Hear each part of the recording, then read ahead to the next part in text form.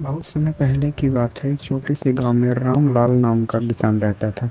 उसके पास थोड़ी सी जमीन थी और घर में बूढ़े माता पिता पत्नी और छोटे बच्चे थे।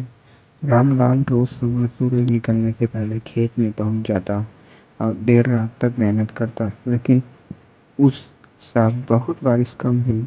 खेत सूख गए थे, बीज अंकुरित भी नहीं हुए। गांव के कई किसान परेशान होकर खेती छोड़कर शहर चले गए। लेकिन ऐसा कई दिनों तक चलता रहा, पर रामलाल ने हार नहीं मानी। उसने कहा, मिट्टी मेरी माँ है, अगर माँ को छोड़ दूंगा तो मेरी पहचान मिट जाएगी। उसने दिन रात कुआं खोदा, मिट्टी हटाई, पत्थर तोड़े। महीनों की खेती के बाद, बहुत मेहनत के बाद आखिरी पानी निकल आया। उस पानी से उसने खेत सींचे और बीज बोए। फिर से बीज अंकुरित भी हो गए। धीरे धीरे खेत हरे भरे हो गए। जहाँ दूसरों में जमीन बंजर पड़ी थी, वहीं रामलाल के खेत सोने की तरह लहलहा रहे थे। गांव के लोग हैरान हो गए। फसल बिकने के बाद रामलाल ने सिर्फ अपने घर का ही नहीं, बल्कि पूरे गांव का कर्ज उतारा।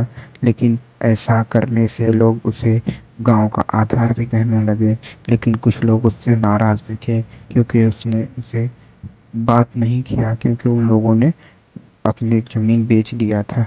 ऐसा करना पाप था, लेकिन लोगों ने किया। रामलाल ने सिर्फ अपना जमीन नहीं बेचा, उसने तो मेहनत किया, और मेहनत करके अपना घर वालों का, गांव का और सभी के घर का कर्ज उतारा। कहानी हमें यह सिखाती है कि चाहे कितनी भी बड़ी क्यों ना हो मुश्किलें, अगर इंसान हिम्मत से डटा रहे तो हर हालात बदल सकते हैं। किसान की तरह हमें हार नहीं माननी चाहिए।